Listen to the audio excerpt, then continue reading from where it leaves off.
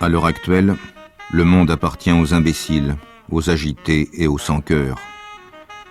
On s'assure aujourd'hui le droit de vivre et de réussir par les mêmes moyens pratiquement que ceux qui vous assurent le droit d'être interné dans un asile. L'incapacité de penser, la moralité et la surexcitation.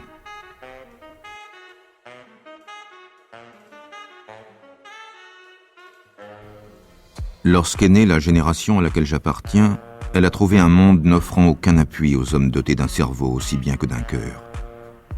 Sous l'action destructrice des générations antérieures, le monde dans lequel nous naissions ne nous apportait aucune assurance dans le domaine religieux, aucun soutien dans le domaine moral, aucune paix dans le domaine politique.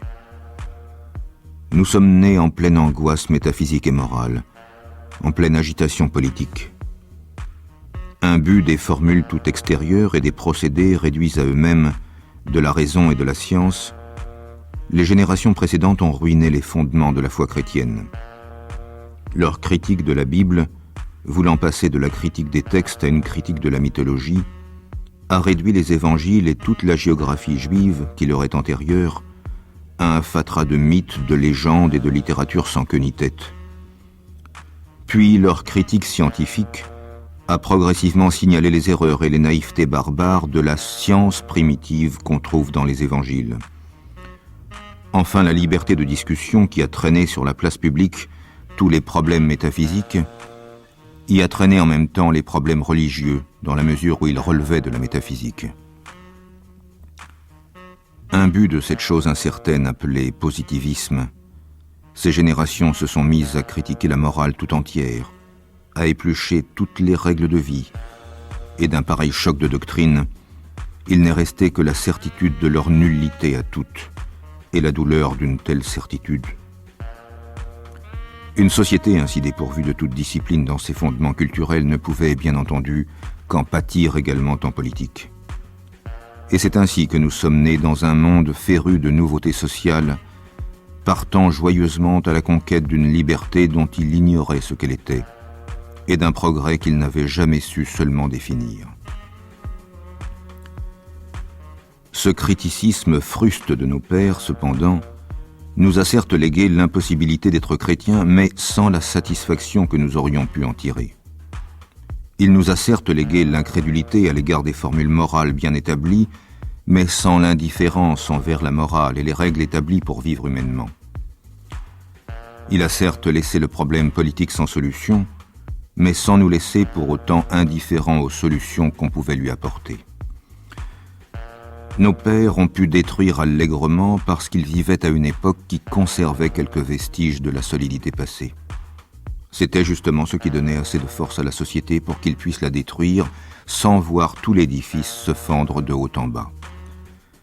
Nous avons hérité quant à nous de cette destruction et de ses résultats.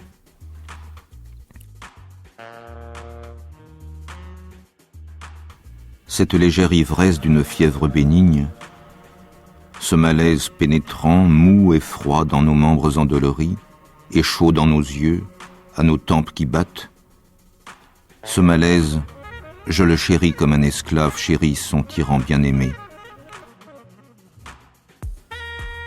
Il me donne cette passivité dolente et frémissante qui me permet d'apercevoir des visions, de tourner au coin des idées, d'interpoler des sentiments, pour finalement me retrouver disloqué.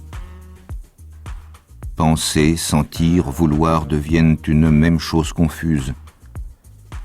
Les croyances, les sensations, les choses imaginaires et les choses réelles se retrouvent en désordre. On dirait le contenu éparpillé sur le sol de tiroirs renversés au hasard. Je sais que je me suis éveillé et que je dors encore. Mon corps ancien, recru de ma fatigue de vivre, me dit qu'il est bientôt encore. Je me sens fébrile de loin. Je me pèse à moi-même, je ne sais pourquoi. Dans une torpeur lucide, lourdement incorporelle, je stagne entre sommeil et veille, dans un rêve qui n'est qu'une ombre de rêve. Mon intention flotte entre deux mondes et voit aveuglément la profondeur d'un océan, en même temps que la profondeur d'un ciel. Et ces profondeurs se mêlent, s'interpénètrent, et je ne sais plus ni où je suis, ni ce que je rêve. Un vent plein d'ombre souffle la cendre de projets morts sur ce qu'il y a d'éveillé en moi. D'un firmament inconnu tombe une rosée attiédie d'ennui.